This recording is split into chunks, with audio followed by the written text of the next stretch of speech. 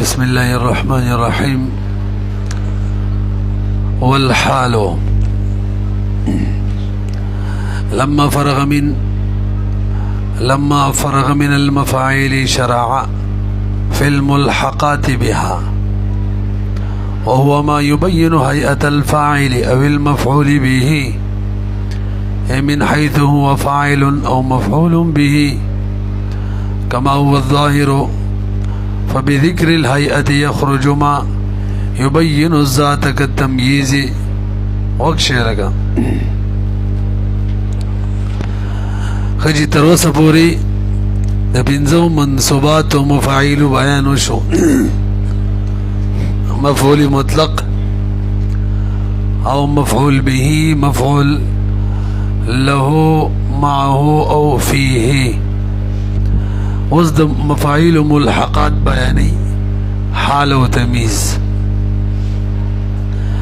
اول بحث کې راته حال تعریف کوي. حال چاته ویل کېږي نو تاسو لږ بر وګورئ.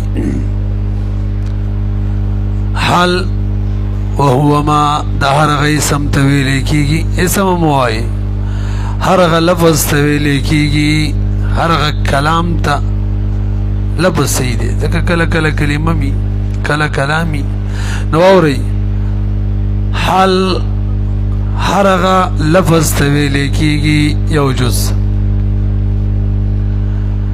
چې بیان د هیئت د فاعل کوي.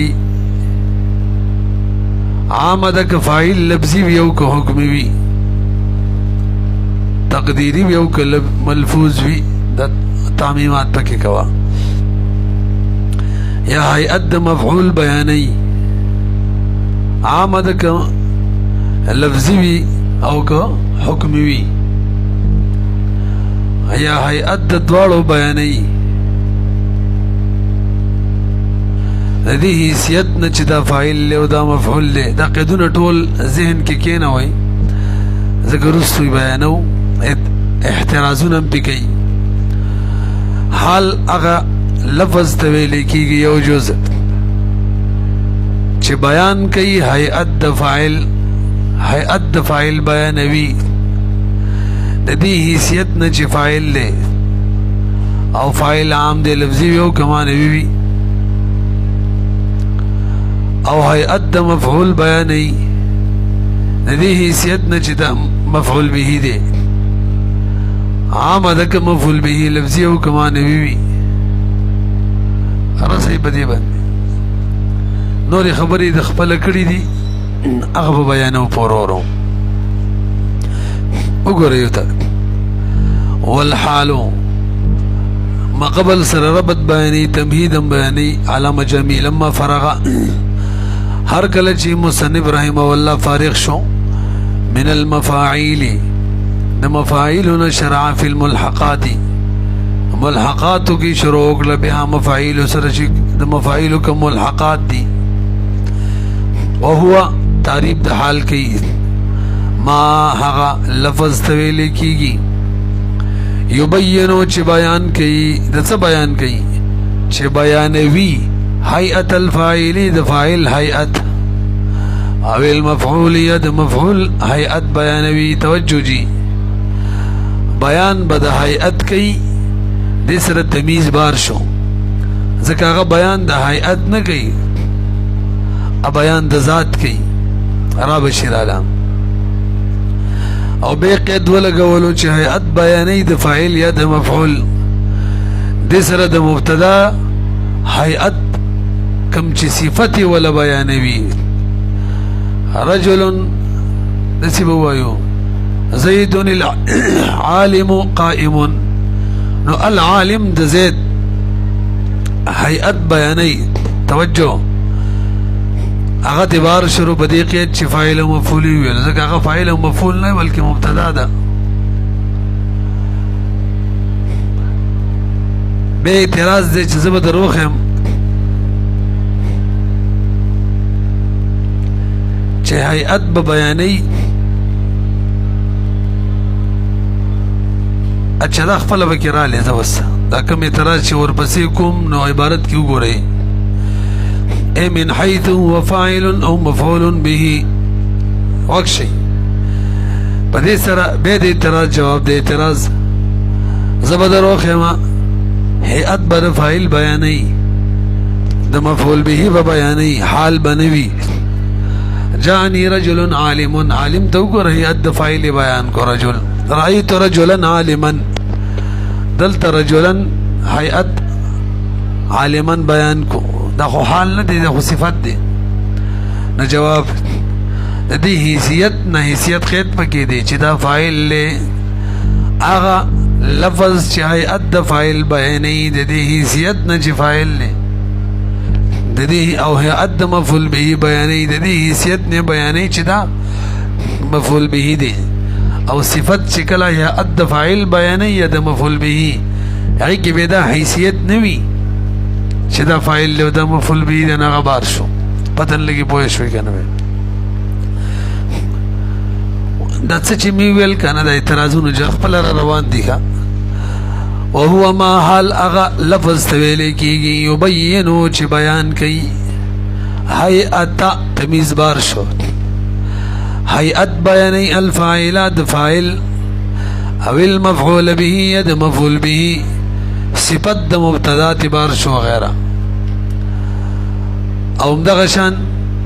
کمنګ معنا داسې وکړو چې هيئت د فاعل بیانې یا د مفعول به بیانې یا د دواړو بیانې دا روس اعتراض دی دغه جواب وشو یا د دواړو ښه مانیت الجمع مانیت الخلو و د مانیت الجمع نه ده راځي ورلا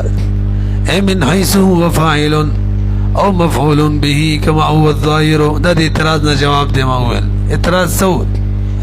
زبد روخه ما چې حال بد فاعل بیانې هيئت بد فاعل بیانې یا بد مفعول به بیانې او هغه حال وی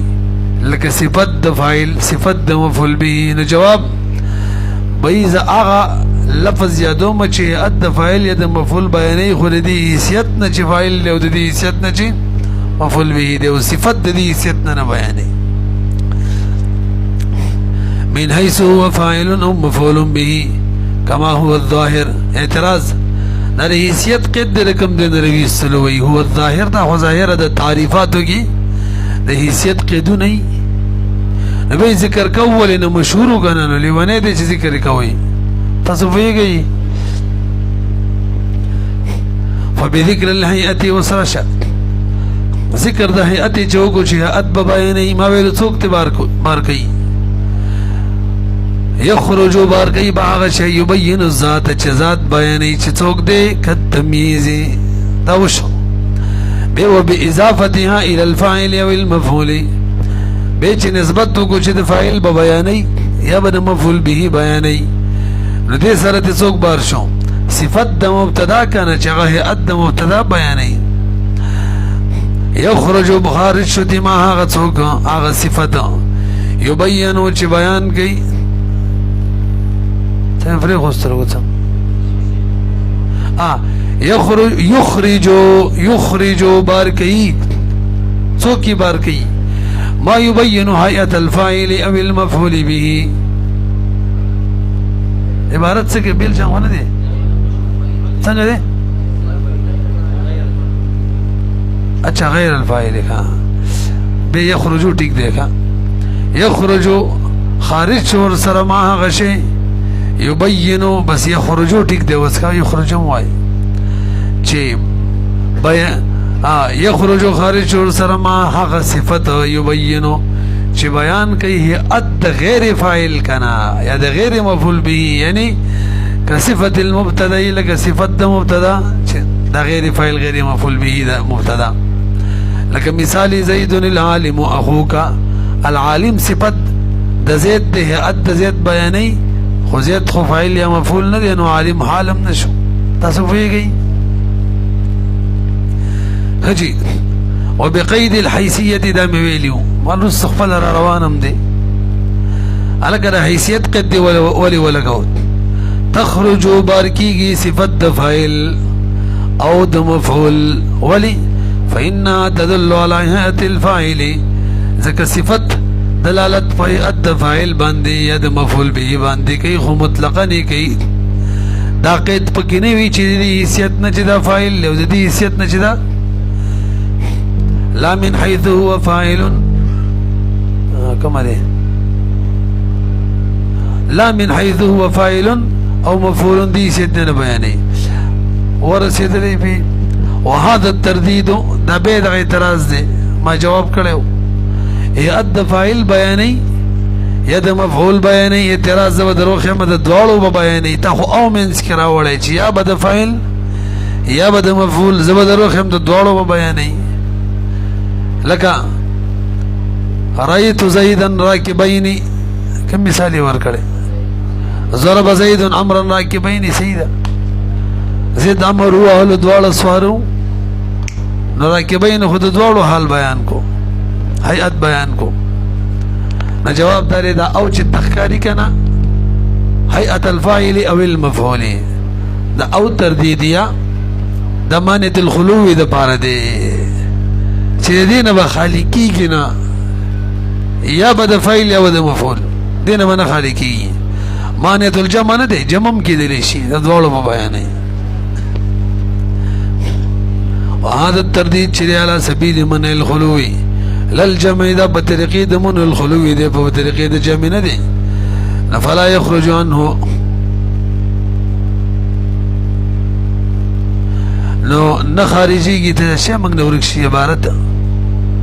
فلا يخرجون خارجي عنه د دینه مثل ضرب زيد عمرا راكبين الګ تاسو پوه شولې تخین دی آسان دی ښا ټول قسمه شروع کی کړې وي لفظا او مانن دا خبره مخکې کړې وا حال چاته وای اغه لفظ تا هيئت د فاعل بیانې هدي حیثیت نه چې فاعل له یا هيئت د مفعول بیانې هدي حیثیت د چې مفعول له یا هيئت د دوالو بیانې برابر خبره دغه فاعل یا دغه مفعول به لفظا ذکر وی لفظا معنا تلفظ پیوشي لکه مخکې مثالونه وشو او یا دغه فاعل او دا مفعول لفظا ني مانن وی لکه زید فی الدار قائما نا حال له د چانه حال له استقر کی ضمیر دی هو دا غینا اخو لفظ کې نشته نو بس منګم وایو کنه ک لفظا ویو کو مانن وی خبر ختمه لا تاسو پیږي یو تقدیرنی کم دی لفظا اي سواء كان الفاعل برابر خبر ادا کوي دغه فاعل او المفعول یا د مفعول به وقال حال عنه اغه فاعل او مفعول به یادو مدرته د چانه چې حال واقع شوه دي لفظا اي لفظيا دغه فاعل یا د مفعول به لفظي څه مطلب یې په لفظي خو موږ نه پیګو د دې په کېدل نه مخکي سواء كان الفاعل او المفعول د عبارت مقصد د علامه جمع ده چې دا لفظاً در تخکاری ورستو کم مانن روان دي دا دواړه په ترکیب کې خبر واقع شوی د کانه محذوفه ده پاره تاسو په شوري نو ځکه ویل كان الفاعل او المفعول لفظا به لفظاً علامه جمع لفظيا جوړ کو تاسو وجوده بیخی آسان دی خاصی سے قصے بکی برابر ہوں لفظی نه ته ولې جوړ کو دا مخکې بار اعتراض راغلی د جواب شوی چلک خبر د کانه چی په اسم د کانه حملی او لفظا خو سر په وسب د دې حمل خو نه دی سي فاعل لفظ وی ک لفظي وی د سی وایا جواب داري بي لفظا بمعنى د لفظيا ده کنه یا نسبتيه بغیر د غشن معنی بمعنى د معنويا اي لفظيا خر وصلت د لفظيا مطلب بیان کا بي لفظيا مطلب دا دی چې دا فاعل او د مفعول چي دي دا په اعتبار د کلام او د منطوق لفظ کلام او د منطوق سره یعنی دا تلفظ باقاعده په فاعل باندې شوی باقاعده په مفعول به باندې شي نطق په فاعل او مفعول به باندې شوی به الفاظ دیگر د فحوی کلام نه د لفظ او د نطق کلام نه فاعل او مفعول معلوم وي دی معنا درچا مطلب شو لفظيا رست معنويا روان دي دغه مطلب بدای چې د فاعل چې یا د مفعول چې مفعول به دا بد لفظ کلام نه او یا د نطق نه معلومیږي بلکې فحوی کلام سیاقی کلام نه معلومیږي. تاسو راځي وته وګورئ بأن تكون چويبا فاعلية الفاعل او مفعولية المفعول باعتبار لفظ الكلام دا باعتبار د کلام د لفظ سره وی ومنطوقه او باعتبار د منطوق کلام سره وی من غیر اعتبار مانا بغیر د دینه چې موږ اعتبار معنی خارج تور کوان هو دا لفظ کلام او منطوق کلام نه دې ته به دغه د ضرورت نه وي اغه معنی خارج یفهم من فهم الكلام کما چی د سیاق کلام نه معلومیږي دې ته کې ضرورت نه وي. پر وګورئ بيدا ملفوظ چې ده کنه ملفوظ دا به خپل کور کې به په دوه قسمه ده کله حقیقتا ملفوظ وي لکه مثالونه چې تیر شو ضرب زید قائما څنګه دې مثالي رس خپل روان ضربت زيدا قائما او کله کله دا ملفوظ حکمی وي دا د ملفوظ حکمی مثال له وخت ما ویلو زید فی الدار قائما دا قائما حال لچانه ده هو نه هو کم دیغه په استقر کې استقر کم ده فی الدار اور پورې متعلق ده کنه دا معنی نه ده کله غلط شوی ما دې ته څه ویل کی دا لفظا حکمی ده نو لفظا په دوه قسمه حقیقتا حکما حقیقتا چې باقاعده ذکر وی لفظ کی ضربت زیدا قائما او حکما چې هغه ظرف فيها ضرب مستقر وي او هغه فعل وي او هغه کې ضمیر وي هغه فاعل یا مفعول وي به حال واقع وي. وګورئ او معنن معنويا بان تكون فاعليه الفاعل او مفعوليه المفعول باعتبار معنن معنوي نه ما غزول اعتراض جواب ده چې وی و فاعلیت د فاعل او یا مفعولیت د مفعول په اعتبار ده یو معنی سره کوم معنی سره يفهم من فهم الكلام اجدغ معنبا د فهمي كلام نه معلومیږي منطوق كلام او ملفوظ كلام نه بنه معلومیږي بلکې سیاق كلام نه معلومیږي لا باعتبار لفظه ومنطوقه دا په اعتبار د لفظ كلام ومنطوق كلام نوي تصور سيدلي والمراد بالفاعل او المفعول به اعم من ان يكون حقيقة او حكما دا خبر دوباره رااله بدغه فاعل او مفعول به عام ده که حقیقتا وی لکه ضربت زیدا قائما کته نه جوړه او که زید نه جوړه قائم د دواړه لفظ کی ذکر دي او حقیقتا ذکر دي او که حکما وی لکه مخکې مثال ویلو زید فی الدار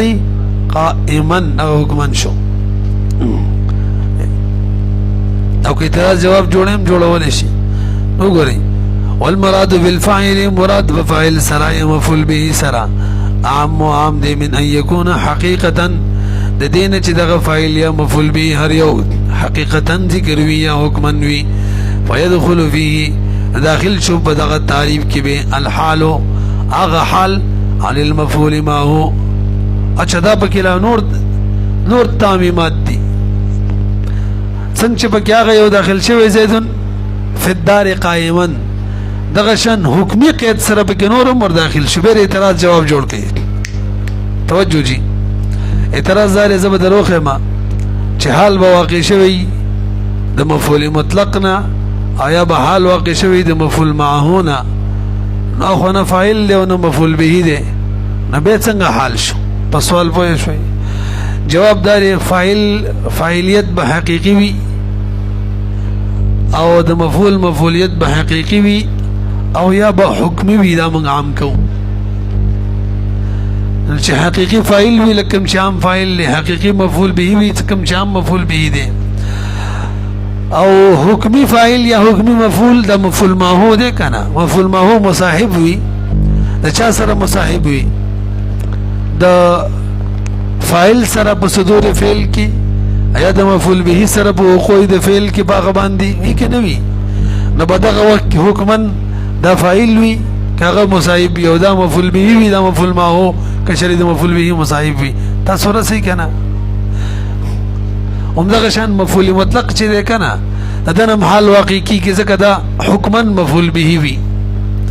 ضربت ضربا شدیدا چې ده کنه ضربت زیدا ضربا شدیدا اصل کې ضربت ضربا گویا دا ضربا مفعول به ده ضرب فعل بده واقع شو خو دې د حکمي مفعول به وي پوه شولې په دې بهرحال یو پیر مخکې حقیقتا حکم تیر شي یو پیر دوباره و ذکر کوي دوړ کې لږ فرق هم شته کا تاسو متوجي شئ التا فعل یادی فعل کا حقیقت کی ذکر وی او فاعل ورسره یعنی تلفظ په باقاعده وشي او که حقیقت کی نوی ذکر تلفظ په باقاعده نه شوی لکه استقر کې نه شوی او دلتا چې کوم حکمن یادی داغه چې فاعل لفظ کې به هر حال وی خو حال چې د چانه واقع دا به حقیقي تور فاعل نه دا به حقیقي تور مفعول به نه بلکې مفعول موهوب وي او یا به مفعول مطلق وي پته لګي زما په اخیری خبره تاسو پوه شوي کنه ونه رسیدلی ور یو بیر مخکې حقیقتا حکمن ویل یو بیر وسوي الته چې زید استقر قائما خبر زید فی الدار قائما مونږ لغه حالیت ټیک دی کنه نو الته تعمیم مقصد دا چې دا د چانه حال واقع شوی فاعل یا مفعول به کبدیو باقاعده تلفظ شوی او حقیقت کی لکه ضربت زیدا قائما او یا به باقاعده تلفظ نه شوی لکه زید فی الدار قائما کی استقر او به هو باقی تلفظ شوی نه دی شوی کنه الته دغه مسله وا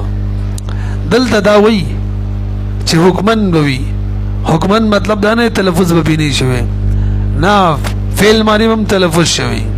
فاعل باندې هم حقیقت کې تلفظ شوی مفعول به چې وی څه چې وی دا یدسی وایا دا د چانه چې حال واقع کیږي حقیقت کې بدل باندې تلفظ شوی حکم ورته به ولې وی چې تلفظ په شوی بای حکمن وته بده اعتبار سره وی چې فاعل حکم دی یا مفعول به حکم دی پسمونه رسیدلې نو مخکې بده اعتبار سره چالکه تلفظ په حکم شوی یار اوس خبره خره غونډه شو تلفظ په حکم شوی او دلته څه وایو تلفظ نه فاعل حکم دی مفعول به حکم دی کنه اوس مونږ رسیدې امي چاول نو ویلی وینې ټیم په نه ویل کېدل ګورې تلکشن فيدخل فيه داخلي کې بدی کې حال عن المفعول ما هو وللكونه في معنى الفاعل ذکر په معنی د فاعل وی او المفعول یا په معنی د مفعول وی وكذا المفعول المطلق دغشان مفعول مطلق چره مثل ضربت ضربا ضربت الضرب شديدا ده مفعول مطلق فانه بمعنى احدثت الضرب د دې معنی دا چې ما واقع کړل ضرب مفعول به شو کا شديدا حال شدي وكذا يدخل فيه الحال عن المضاف اليه تاسو په شولې کنه دغه ځای پورې مخکې راځي مولوی توجه اعتراض زبا دروخ يما ده مضاف الیه نه به حال واقع وي یعنی نه به فاعل یو نه به مفعول به وي لك بل نتبع ملة ابراهيم حنيفه حال د ابراهيم نه حالن کې ابراهيم چې ده دا خو د مفعول به د بار مضاف الیه ده مفعول به نه ده نبی حال ولی سي شو نه جواب من ویلو کنه حقیقتا به یو یا حکما وی دغه تعمیم دې تم شامل شو او وس قاعده کله چې مضاف الیه دا سوا چې حذف د مضاف پکې صحیح یو او مضاف الیه په ځای د مضاف ودرېدل او معنی کې فرق نه راتللو دوا په دغه صورت کې دغه مضاف الیه نه هم حال راتلی شي پوه نه شو کله چې مضاف الیه دا سوا چې حذف د مضاف پکې جائز او به مضاف الیه کې بځای د مضاف ودرې معنی کې فرق نه راتللو دام صحیح وا دا دوه قید موجودو نو به د مضاف الیه نه حال راتلی شي دی مثال کې وګوره ملت ابراهیم د مفعول به چې هغه ملت دی اصل کې او مضاف دی دلته حذف د مضاف سیده ملت لري کا او یو خدای چې ابراهیم په ځای د ملت ودرېدل شي او دیم حذف د ملت کدی او کو معنی کې فرق نه راځي د څه بشي موږ تابعداري کوو د ابراهیم علیه السلام نو صحیح شو کنه فرق راځي بهرحال دغه شان قاعده شولا کله چې مضاف الیه دا سیو چې د مضاف حذف پکې جایز او دا په ځای د مضاف بدلېدل معنا کې فرق نه راتللو نو به د مضاف الیه نه حال واقع کېدلم صحیح دي موږ تعمیم کړو حقیقتا فاعل مفعول یو حکمن وینام دې ته شامل ولو ورسېدلې به بل مثال یې دیکھا وګورئ وکذا يدخل داخلي کې با فيه بتعریف کې الحال حال عن المضاف الیه نه چې واقع شوی وي خو کما اذا كان المضاف فاعلا دو قید ولګو الا چې کله مضاف فاعل وي یا مفعول وي او دا فاعل مفعول وي يصح حذفه چې جائز وي حذف داغي ويقوم المضاف الیه او جائز وي مضاف الیه ودرول د مضاف الیه مقامه بزید مضاف باندې فكأنه الفاعل او المفعول چې کله مضاف الیه د سید چې بزید مضاف ودری کې حذف د مضاف جائز هم دی نو ګویا د مضاف الیه د خپل مضاف شو او مضاف خو فاعل یا مفعول له مضاف الیه د خپل فاعل یا مفعول شو فكأنه ګویا د مضاف الیه چې دا فاعل یا مفعول به شو تاسو ورسېدلې لکه مثالی بل نتبع ملت ابراهیم حنیفا دلته ولي سب حنیفا حال د ابراهیم انا او دا ابراهیم د سي مضاف الیه دا چې مل حذف ولم جائز دي مضاف او دا دغه بزه ودرېدل جایز دي او مضاف مفعول به هم دي مخکي ويأكل لحم اخيه ميتا دلته اخيه ميتا حال له حالن کې اخيه دغه فاعل یا مفعول به نه دي هم دغه جواب بکو چې دا مضاف الیه د داسې مضاف نه شفاء مفعول به واقع شوی دی حذف جایز دی او اخيه دغه بزه باندې ودرېدل شي معنی کې فرق ناراضي فإنه يصح ذك سيدا أن تقول چتوي بل نتبع إبراهيم مقاما بل نتبع ملة إبراهيم هم دغه شاندام سيدا وأن يأكل أخاه مقام أن يأكل لحم أخيه تاسونا رسيد لي أيوب بسبلو بيبي بسكو أو كان المضاف فاعلا أو مفعولا وهو جزء المضاف إليه فكأن الحالة تاسو قريبا هذه اعتراض جوړ زبد روخه د مضاف الیه نه به حال واقع وي او مضاف الیه بدسی نه چې مضاف حذف ولي جایزي مضاف الیه بدسیم نه چې مضاف په ځای باندې ودرېدل شي به امتحان وی دا دواړه قیدونه بنوي به امتحان راغلي لکه الله په قران کې فرمایي ان دابرها اولئ بلکې او بل اعتراض هم پکې راځي د سره بفاعل او مفعول یمنا تا ویلو کنه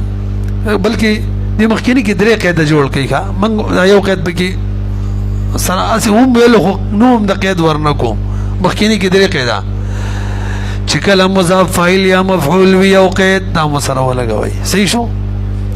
او مضاف الیه چې دا په زید مضاف درېدل شي د قاعده او حذف د مضاف جایز وي درې قاعده دا درې قاعده وکنه صحیح ده دلته زبر دروخه ما اول قید بنی موجود مضاف چې دی دا بنه فاعل و نه مفعول وي او به مضاف الیه حال راغلی به مضاف الیه بدسی نه چې مضاف حذف دی او دغه به ودرېږي به امتحان راغلی الګ الګ خو یو خایا کنه ان دابره هؤلاء مقطوع مصبحين دا مصبحين حال له دا چانه حال له دا هؤلاء نه دابره هؤلاء توجه نو دا هؤلاء مضاف الیه دا او د دې مضاف کې اول قید نشته فاعل یا مفعول به دا بره خو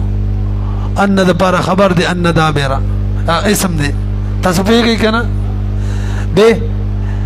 دا دابره هؤلاء دا مضاف الیه دې حذف د مضاف نه جایز نه دا غي بزیاده ودرې دی شي درې وړه قاعده نشته بای او بهم حال صحیح دی اول قید جواب وربای ها دابره دا مفعول به دی نائب فاعل له الګ څنګه نائب فاعل له بای مقطوع نشته پس شاته کنه هغه کې ضمیر د دابره تراجی دی نو به بای مرجع او ضمیر یو شی نو او ضمیر چې وغه نائب فاعل مقطوع کینو دابره معنی ته ورڅ شو نائب فاعل شو خبره ختمه کنه ونه رسیدلې موږ ویلو ضمیر او مرجع چې دا یو شی هی کنه نو مقطوعن کې ضمیر چاته راځي او دابره ته نو هغه نائب فاعل او دابره هم ته شو دا یو جواب دا یو سوال جواب هو شو کا چې مضاف بفاعل یا مفعول به وي نائب فاعل له مصدر کافی ده فاعل به حکم کې نائب فاعل می تاسو ورسېدلې خنه دې نور سره څه کې مضاف حذف ولا او به مضاف الیه دغه به زه ودرېدل وای بل مسله وره موږ له چل راځي کا خپې به بوته کې اوره مسله دا ده چې کله مضاف جز د مضاف الیه او چې کله مضاف جز ده نو په دغه صورت کې دې قیدونو ته ضرورت نشته لري چې مضاف حذف هم د جایز یو مضاف الیه په ځای د مضاف ودرېږي کله چې مضاف جز د مضاف الیه او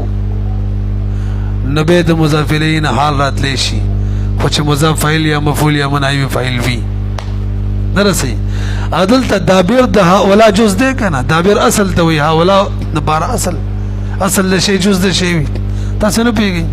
خبره ختمه کړه پیږي کنه لکه شیخ خپل نه کته زي عبارت بوله به سبا وایو